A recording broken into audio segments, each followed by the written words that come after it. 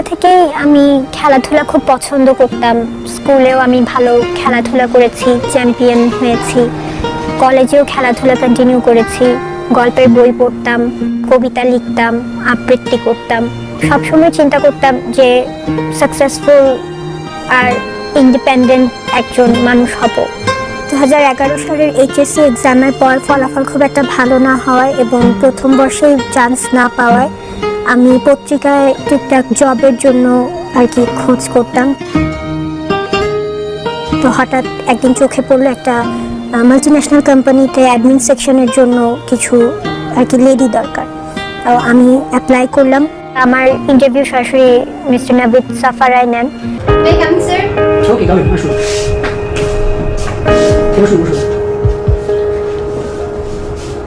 অফিসে full time কাজ করতে পারবে তুমি? জি স্যার, পারবো। উনি আমার সাথে খুব ভালোভাবেই কথা বলেন যে আমি অফিসে কাজ করতে পারবো কিনা বা আমার স্যালারি এক্সপেকটেশন কেমন। আমার ইংলিশ স্পিকিং দেখে উনি ভালো ফিল করেন যে হ্যাঁ আমি মোটামুটি ভালো ইংলিশে কমিউনিকেট করতে পারি। অক্টোবরের 24 তারিখ আমার জবটা হলো। প্রথম 7 দিন আমার ট্রেনিং পিরিয়ড ছিল। তারপর নভেম্বরের 1 তারিখ থেকে আমার অফিস শুরু হয়। তো আমার অফিসের কাজ বুঝে নিতে প্রায় 2 মাস সময় লাগে সম্পূর্ণ একদম আয়ত্ত করতে। আমাদের অফিসটা ছিল সেলস অফিস, একটা Canadian based multinational company. Door to door মার্কেটিংয়ের কাজ, বিভিন্ন ব্র্যান্ডের প্রমোশনের কাজ ছিল আমাদের অফিসের মূলত। তো আমার উপর দায়িত্ব ছিল কিছু কার্ডসের, যে কার্ডগুলো আমাদের মার্কেটিং মেম্বার্সগুলো সেল করতেন বিভিন্ন ডোর টু ডোর মার্কেটিংয়ে। তো আমার বস নাভিদ আহমেদ সাফারা, উনি মূলত একজন পাকিস্তানি, কিন্তু উনি বাংলাদেশে এই বিজনেসটা রান করছেন এবং উনি কান্ট্রি হেড ছিলেন। নাদিয়া, তোমাকে আমি অনেক ট্রাস্ট করি। তোমার অ্যাসাইন্ড কাজের বাইরেও আমার কিছু কাজ তোমায় করে দিতে হবে। Okay sir, no problem. আরে সবসময় এরকম সার করো না তো। আমাদের সেলস ম্যানেজারদের সেলসের অবস্থা খুবই খারাপ, তার মধ্যে আবার রেজনের অবস্থা আরো ভয়াবহ। আমাদের বস নাভিদ বলেন যে তার ভালো বন্ধু হতে।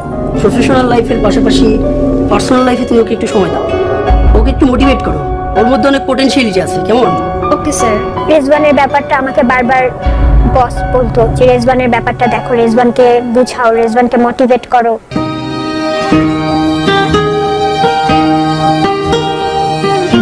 সবারই এরকম অবস্থা হয়, তাই বলে ভেঙে পড়লে চলবে না। তো এভাবে করে রেজওয়ানের সাথে আমার পরিচয় এবং তার সমস্যাগুলো জানা শুরু হয়। কেন সে আগাতে পারছে না বা কেন তার টিমটা সে হারাচ্ছে, কেন সে কাজে মনোযোগী হতে পারছে না।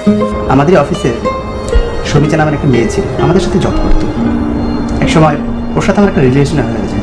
সমিতার সাথে এই অফিসের কারণেই তার ব্রেকআপ হয় এবং তারপর সে অফিসে প্রচণ্ড ফ্রাস্ট্রেশনে থাকে যে তার সাথে এখন আর কারো সম্পর্ক নেই, সে প্রচণ্ড একা একটা মানুষ। তো তাকে এইসব থেকে বের করে আনার জন্য, তাকে মোটিভেট করার জন্য আমি তার ভালো বন্ধু হওয়ার সাথে সাথে একজন ভালো সঙ্গী হওয়ারও সিদ্ধান্ত নিই।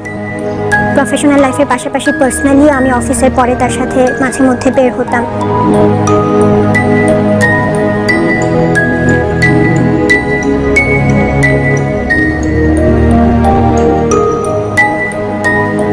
তার সাথে আমার কথাবার্তা হতো, ফোনে কথা হতো। রেজওয়ানের কথা বলাটা আমার খুব ভালো লাগতো, হাসিটা ভালো লাগতো। সুন্দর সুন্দর কবিতা লিখে মেসেজ পাঠাতাম, ও আমাকে রিপ্লাই করতো। আমাদের বন্ধুত্বটা আস্তে আস্তে ভালো লাগায় পরিণত হয় এবং আমিও তার প্রতি কিছুটা দুর্বল হওয়া শুরু করি। জুন মাসের 26 তারিখে সে প্রপোজ করে এবং আমরা আমাদের অফিসেও মোটামুটি জানাই যে আমাদের সম্পর্ক আছে। প্রায় সময় মিরপুর 13-তে দোসা নামের একটা রেস্টুরেন্ট আছে, সেই রেস্টুরেন্টে বসতাম। যেমন আমরা প্রায় রিক্সায় ঘুরে বেড়াতাম।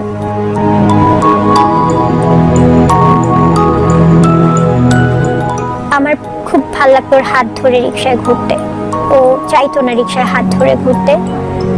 যখন দেখতো যে আমি খুব চাচ্ছি হাত ধরতে, তখন ও নিজেই বলতো যে ঠিক আছে, এখন তুমি আমার হাতটা ধরতে পারো। আর তখন আমার খুব ভালো লাগতো যে যাক, আমার ভালো লাগাগুলোকে কেয়ার করা শুরু করছে। আমার আস্তে আস্তে কাজগুলো আয়ত্ত করে নেওয়ার পরে নাভিদ, আমার যে বস, ওনার ম্যাক্সিমাম কাজগুলোই আমাকে করতে হতো। আমার কাজগুলো নিয়ে ইন টাইমে গেলে সে সেটা ডিলে করতো। আরে রাখো তো সিগনেচার, একটু বসো, গল্প করি, তারপরে সিগনেচার করে দিব না।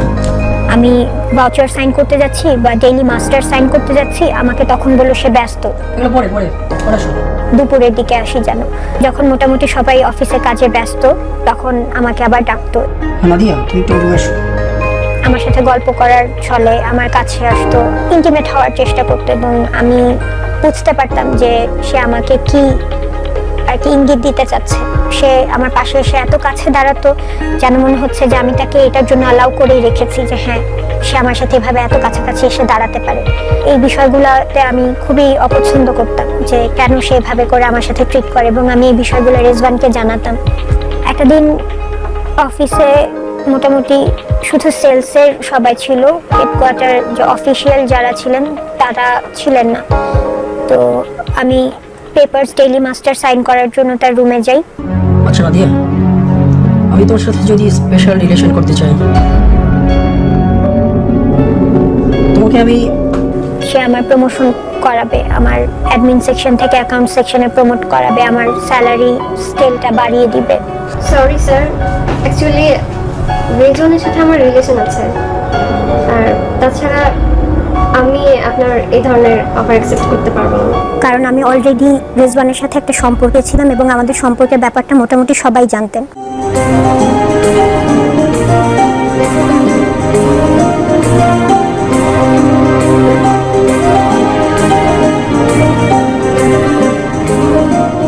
যেহেতু বস পাকিস্তানি, তো তার ফ্যামিলি বছরে একবার কি দুইবার এভাবে পাকিস্তানে বেড়াতে যেত। তো বস তখন অফিসিয়াল কাজের জন্য বাংলাদেশে থাকতেন, উনি বাইরে যেতেন না তার ফ্যামিলির সাথে। এমনই এক সময় সে আমাকে মেসেজ করে যে সে আজকে তাড়াতাড়ি বাসায় ব্যাক করবে, আমার যদি কোনো অফিসিয়াল পেপার সাইন করানো বা কোনো দরকার থাকে আমি যাতে তার সাথে তার বাসায় গিয়ে সাইনটা করি। যেহেতু সে বস, আমি তাকে সরাসরি নাও করতে পারি না। তো আমি রেজওয়ানকে বিষয়টা জানাই। হ্যালো, কোথায় তুমি? হ্যাঁ এই তো বাইরে। হ্যাঁ তুমি প্লিজ একটু তাড়াতাড়ি আসো, বসের বাসায় একা একা যেতে আমার খুব ভয় লাগছে। রেজওয়ান আমাকে বলল যে তার আসতে বেশিক্ষণ সময় লাগবে না, তাই আমি সাহস করে বসের বাসার দিকে আগাই।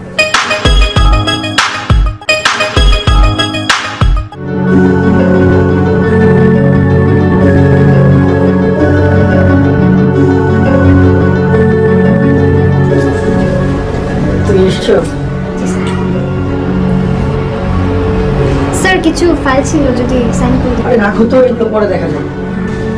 তুমি বসো, তোমার জন্য একটা স্পেশাল জিনিস নিয়ে এসেছি। বস আমাকে তার ড্রয়িং রুমে বসতে দিয়ে উনি নিজের কাপড় প্রেস করছিলেন। আমি খুব ভয় পাচ্ছিলাম এবং মনে মনে চাচ্ছিলাম যে রেজওয়ান যত দ্রুত সম্ভব চলে আসুক।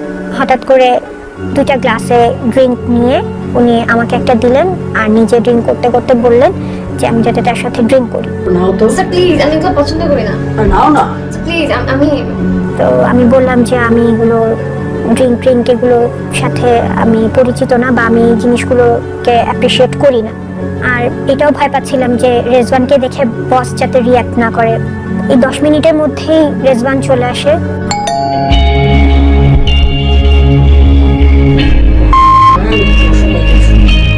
আর তারপর বস বুঝতে পারে যে আমি রেজওয়ানকে ইনফর্ম করে এসেছি যাতে রেজওয়ান এসে আমার সাথে বসকে ফেস করে। নমস্কার নাদিয়া।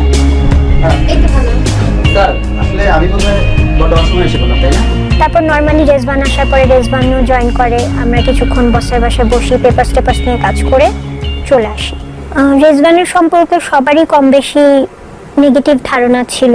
যেমন আমার অ্যাকাউন্টসে একজন আপু ছিলেন, সাইমা আপু, যাই করো ভেবে চিন্তা করো, রেজওয়ানের সাথে কিন্তু সবচেয়ে রিলেশন ছিল। এবং সেটা ওপেনলি সবাই জানতো। তখন আমি বলেছি অ্যাকচুয়ালি আমি আপু এই বিষয়ে সবকিছুই জানি, আর রেজন আমাকে সবকিছুই শেয়ার করেছে। রেজওয়ান ফ্রাস্ট্রেশনের কারণে সামটাইমস অফিসে ড্রিঙ্ক করতো। এই বিষয়গুলো যখন আমি জানি, আমি রেজওয়ানকে জিজ্ঞেস করি তুমি নাকি অফিসের টাকা দিয়ে অফিসে ড্রিঙ্কস করো, এই জন্যই তো তোমার ব্রাঞ্চটা বন্ধ হয়ে গেছে। আর তোমার আর সুমিতাকে নিয়ে অনেক কথা শুনি। তুমি যা শুনেছো তার কিছু কিছু সত্যি আর বাকি পুরোটাই মিথ্যা। মানুষ তো চাইবে আরেকজনের ব্যাপারে মানুষকে যতটুকু পারে নেগেটিভ ভাবে প্রেজেন্ট করতে। আর এর জন্য যদি তুমি আমার রিলেশন ব্রেকআপ করে দিতে চাও তাহলে আমার কি বা করার আছে বলো? আমি আসলে তোমাকে ভুল বুঝিনি, তোমার সম্পর্কে এসব কথা শুনতে আমার ভালো লাগে না। আরে বাবা, তুমি যদি এভাবে ভেঙে পড়ো তাহলে তাহলে আমি কিভাবে কি করবো বলো তো? এই আমার বিজনেসটা আমি রান করতে পারবো? রেজওয়ান কলের পরিমাণ কমিয়ে দিয়েছিল, আর যখনই কল করতো তখনই কোনো প্রয়োজনীয় তথ্য জানার জন্য ফোন করতো। আচ্ছা একটা কথা বলো তো, তোমার আশেপাশে কি কেউ আছে? না, কেন? গুড, মন দিয়ে শোনো। আমাদের কিছু ফরম্যাট আছে, যে ফরম্যাটগুলোতে আমাদের ডেইলি সেলসের রিপোর্টগুলো তৈরি করার জন্য কাজে দেয়। এই ফরম্যাটগুলো সে আমার কাছ থেকে চাইতো। তুমি এগুলো দিয়ে কি করবে? আর এটা কি ঠিক হচ্ছে? এগুলোকে মডিফাই করেই তো আমার অফিসের সমস্ত কাগজপত্রগুলো তৈরি করতে হবে, তাই না? আর আমি তাকে ইনফরমেশনগুলো দিতাম, ফরম্যাটগুলো দিতাম, যে এই ফরম্যাটগুলো কিভাবে তৈরি করা হয়েছে সেগুলো জানাতাম। পরে ধীরে ধীরে আমি জানতে পারি যে তার বিজনেসের সাথে আমাদেরই অফিসের আরও কিছু ম্যানেজার রিলেটেড। আমি নিজ দায়িত্বেই বিষয়গুলো জেনে নেওয়ার চেষ্টা করি, কজ রেজওয়ান আমাকে 100% কিছু ইনফরমেশন দিত না। বসের আমার প্রতি সন্দেহ শুরু হয়ে যায়। আচ্ছা, অফিসে যা কিছু হচ্ছে তুমি কি জানো কিছু? না স্যার, আমি তো কিছু জানি না। আমাকে বস এভাবে করে তার দিকে আর কি অ্যাট্রাকশন করার চেষ্টা করে। চলো লাঞ্চ করে যাই। স্যার, অন্য একদিন করবো, আমি এখন যাই স্যার। আমি ভাবছিলাম একসাথে করবো। সরি স্যার, অন্য একদিন করবো। পরে সে তার নতুন বিজনেস নিয়ে যখন আস্তে আস্তে বিজি হওয়া শুরু করলো, আমি তাকে ফোন দিলে সে ফোন পিক করতো না, মেসেজ দিলে রাগ করতো। এটা নিয়ে পরে ঝগড়া করতো যে আমি তাকে শুধু পেইন দেই, আমি কেন শুধু অফিসের বিষয় নিয়ে তার সাথে কথা বলি। এই অফিস ছাড়া কি তোমার আর কোনো কথা নাই না? এত পেঁচাল কেন তোমার? সারা দিন শুধু অফিস অফিস আর অফিস। আচ্ছা, তোমার আমার একটা রেস্ট আছে না? এটা কি কোনো মূল্য নাই তোমার কাছে? শুধু অফিসের পেঁচাল, আর কোনো কথা নাই তোমার মাঝে, না? রাখো তুমি ফোন। আচ্ছা, রেজন কি করছে আজকাল? তোমার আন্ডারেই তো রিটেইন ম্যানেজার হিসেবে কাজ করছে। কোনো আপডেট জানো? কারোর সম্পর্কে কোনো খোঁজ খবর রাখো? আমাকে সরাসরি দুইজনের নাম ধরেই জিজ্ঞেস করে। রাশিদ রেজা আমাদের লিস্টার হেড ছিলেন, এবং রেজওয়ান আশরাফি যার সাথে আমার সম্পর্ক ছিল এবং আমার আন্ডারে যিনি রিট্রেন ম্যানেজার ছিলেন। ওরা তো বিজনেসের কোনো ডেভেলপ করছে না। এই সময়গুলো তাহলে ওরা কোথায় ব্যয় করছে? আমি রাশিদ রেজার ব্যাপারটা সত্যিই জানতাম না, তবে রেজওয়ান আশরাফি এবং তার সাথে আমাদেরই বিজনেসের আরও কয়েকজন ম্যানেজার নতুন বিজনেসে যাচ্ছে, এটা আমি কিছুটা হলেও জানতাম। নিজ দায়িত্বেই আমার এই বিষয়গুলো জেনে নেওয়া। তারপরে আমি বসকে জানাইনি, কারণ আমি মনে মনে পরিকল্পনা করছিলাম যে আমি আমার লেখাপড়ায় সময় দিব, নতুন করে লেখাপড়া শুরু করব, এবং আমি অফিসটায় বেশি দিন জব করব না। আমার না এই অফিসার একদম ভালো লাগছে না। আমি না তোমার সাথে বিজনেসে পার্টিসিপেট করতে চাই। তোমাকে আমি একটা কথা বলি, শোনো। আমি আমার কোনো বিজনেসের সাথে তোমাকে আমি কোনোভাবেই জড়াতে চাই না। এবং আমি যাতে আমার লেখাপড়ায় মনোযোগ দিই, আমি যাতে আমার নেক্সটে কোথায় ভর্তি হব না হব এগুলো নিয়ে বিজি থাকি। তুমি তো আমাকে একদম সময় দাও না, আর এমন ভাব করছো যেন আমাকে চেনোই না। আরে বাবা, আগে আমি একটু নিজে সেটেল হই, তাই না? এই ধরনের খারাপ ব্যবহার করতো আমার সাথে। আমি তারপরেও সহ্য করতাম, কারণ আমি তাকে ভালোবাসছি। আমি চেয়েছি যে সে আগে নিজের মতো সেটেল হোক, তারপর একটা সময় সম্পর্কটা আবার শিথিল হওয়া থেকে চলমান হবে। আমার প্রতি বসের সাথে সাথে অফিসের অন্যান্যদেরও এরকম অনাস্থা শুরু হয়, আসছে। এবং আমাকে কিছু কিছু জায়গায় নেগলেক্ট করাও শুরু করে। এই নাদিয়া, তোমার ইনভেন্টরি কার্ডটা দেখি। কেন আপু? বসের অর্ডার। আপু 15টা কার্ড আছে। হ্যাঁ, এত কথা বলছো কেন? দেখাও। তো এগুলো বিষয় নিয়ে একটু তদারকি বেশি শুরু হয়ে যায়। আমার পেপারসগুলোকে মানে একবারের জায়গায় দুবার তিনবার করেও চেক করা হতো, যে আমি কোনো প্রকার কোনো ইললিগাল কিছু করছি কিনা, বা ওদেরকে কোনো প্রকার এই বিষয়ে হেল্প করছি কিনা। আমি বিষয়টা রেজওয়ানকে জানাই। আমি এই জবটা করতে চাই না। যেখানে আমার সততা নিয়ে প্রশ্ন করা হয়েছে সেখানে আমার কাজটা করা উচিত না। আর আমি আমার পড়াশোনাটা আগের মতো করে শুরু করতে চাচ্ছি। এটা তো পুরোপুরি তোমার বিবেচনা। যা করবা ঠান্ডা মাথায়। আর আমিও চাই না তুমি তোমার জবটা কন্টিনিউ করো। আমাকে জানানো হলো যে হয় অফিস নয় লেখাপড়ার যে কোনো একদিকে মনোযোগী হই। তো আমি নভেম্বরের 6 তারিখে রিজাইন লেটার দিই। স্যার, আমি আমার রিজাইন লেটারটা দিতে এসেছি। আমি আবার নতুন করে পড়াশোনা শুরু করছি তো। আর তাছাড়া আপনি তো বলেছেন আমাকে জব থেকে কুইট করতে, তাই চিন্তা করলাম এই জবটা ছেড়ে দেয় আমার জন্য উচিত। এখন তোমার রিজাইন লেটার আমরা অ্যাকসেপ্ট করতে পারবো না। আপাতত এটা পেন্ডিং থাকলো, পরে এক সময় ডেকে তোমাকে সাইন করিয়ে নিব। আমি রিজাইন লেটার দিয়ে চলে আসার পরে 7 তারিখে রেজওয়ান এবং আমাদের কোম্পানির ম্যানেজার তারা একসাথে নাভিদের রুমে গিয়ে নাভিদকে বলল, আসলে আমরা চাকরিটা করতে পারছি না। স্যার, আমরা নতুন একটা বিজনেস শুরু করছি। আমরা সবাইয়ের জন্য রিজাইন দিতে এসেছি। আমি জানতাম।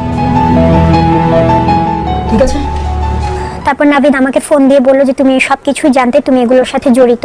সরি স্যার, কোন বিষয়টা? এই যে রেজওয়ান যে সব ম্যানেজারদেরকে নিয়ে নতুন করে এরকম একটা ব্যবসা শুরু করছে, সেটা কি তুমি জানতে না? Actually no sir. আমি বললাম যে না, আমি এগুলোর সাথে জড়িত না, আমি এগুলো জানতাম না, আমার এগুলো সম্পর্কে কোনো আইডিয়াই ছিল না। রেজওয়ান আমার সাথে খুব খারাপ ব্যবহার করতো এগুলো ব্যাপারে জিজ্ঞেস করলেই, আর তাই আমি ওর সাথে সম্পর্ক যাতে নষ্ট না হয় এই বিষয়গুলো নিয়ে খুব একটা আগাইনি। ও আচ্ছা, ঠিক আছে, ওকে। ডিসেম্বরের 14 তারিখে আমার বোনের বিয়ে ছিল। আমার বাড়িতে বিয়ের এক প্রকার আয়োজন শুরু হয়ে যায় এবং আমরাও মানসিকভাবে বিয়ের প্রস্তুতি নিচ্ছিলাম। তারপর হঠাৎ করে বিকেল দিকে আমার একটা ফোন আসলো। আপনি কি নাদিয়া বলছেন? জি বলছি। আপনাকে একটু পল্টনে আসতে হবে। একটা জরুরি কাজে আমাকে সাইন করতে হবে। সেই জরুরি কাজটা কি জিজ্ঞাসা করাতে আমাকে বলে যে আপনার বিরুদ্ধে আমাদের নামে একটা কেস হয়েছে। গ্র্যান্টন ওয়ার্ল্ডের পক্ষ থেকে সাউদিয়া সানি, আমাদের অ্যাকাউন্টসের যিনি হেড ছিলেন আপু, উনি আমাদের 4 জনের নামে কেস করেছেন। আমি 1 নাম্বার আসামি ওই কেসের। আমার আন্ডারে যে প্রপার্টি ছিল কার্ডগুলো, সেখান থেকে আমি প্রায় 7,20,000 টাকার কার্ড চুরি করে সেগুলো গোপনে বিক্রি করছি। এ ধরনের একটা হয়রানিমূলক কেস করা হয় আমাদের উপরে। এটা শুনে আমি খুবই ভয় পেয়ে যাই।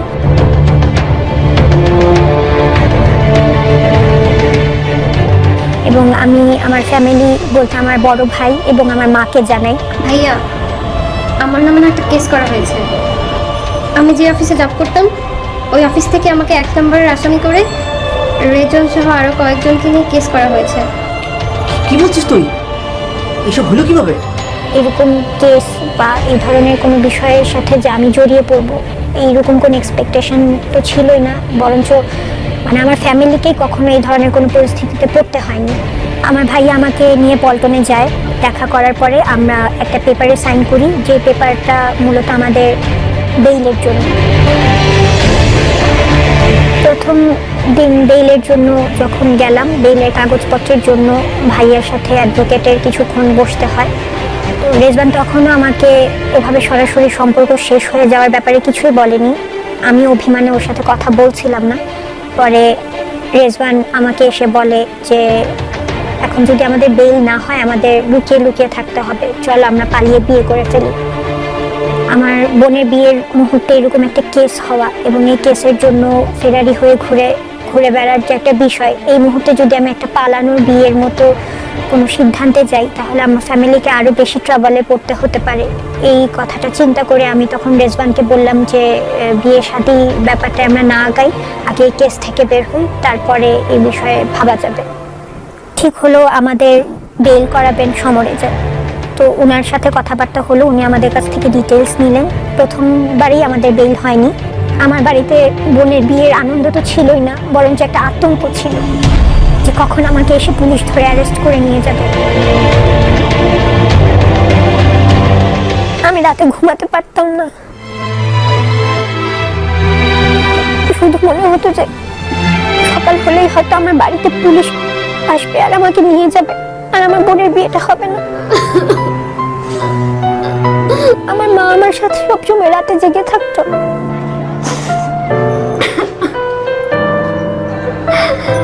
আমার ইউনিভার্সিটিতে যেতে পারতাম না, কারণ আমার অফিস আমার ইউনিভার্সিটির কাছে ছিল। আর যেই থানাতে আমাদের কেস হয় সেই থানাটাও আমার ইউনিভার্সিটির পাশেই ছিল।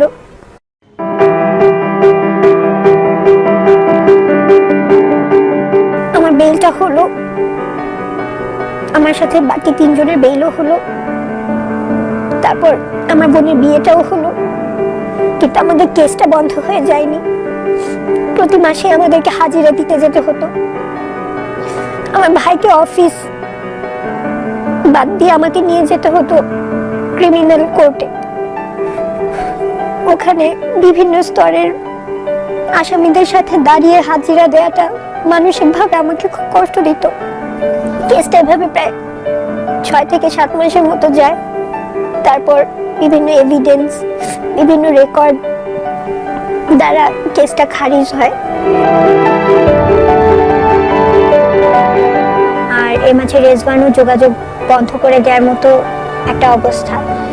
সে আমার ফোন পিক করে না, আমার SMS এর রিপ্লাই দেয় না, এবং আমি যখন তার সাথে কোনো প্রকার যোগাযোগ করার চেষ্টা করি সেই ওয়েটাও রাখে না। তো আমি সরাসরি তার বাসায় যাই। হ্যাঁ কেউ নেই? ভাইয়া আছে, আর আপু? বাইরে গেছে। ভাইকে ডেকে নাও না।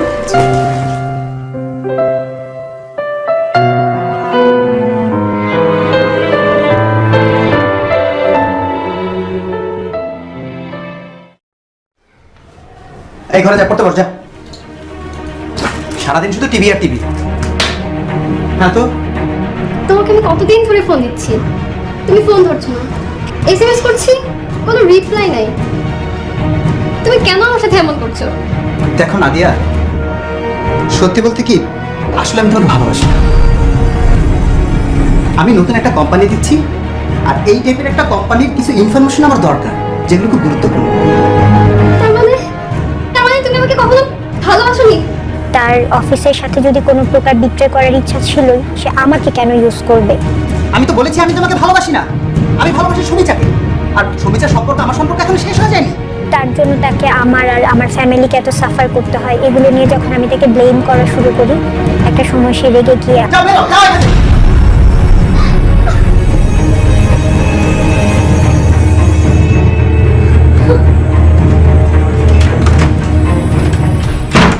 এত কিছু সহ্য করার পর, ফ্যামিলিকে এত কষ্ট দেওয়ার পরে আমি চাইছি যে সম্পর্কটা থাকুক। সমীচার সাথে ওর কখনো সম্পর্ক ভাঙেনি। সমীচা হয়তো অফিস থেকে বের হয়ে নিজের আলাদা বিজনেসে চলে গিয়েছিল, কিন্তু সমীচার সাথে ওর রিলেশনশিপ কখনোই বন্ধ হয়নি। ও সবাইকে মিথ্যে বলার জন্য, ওর যে ফ্রাস্ট্রেশন গুলোকে দেখানোর জন্য এবং এটা থেকে বের হয়ে আসার জন্য আমার সাথে সম্পর্ক, সবকিছু ছিল মিথ্যা।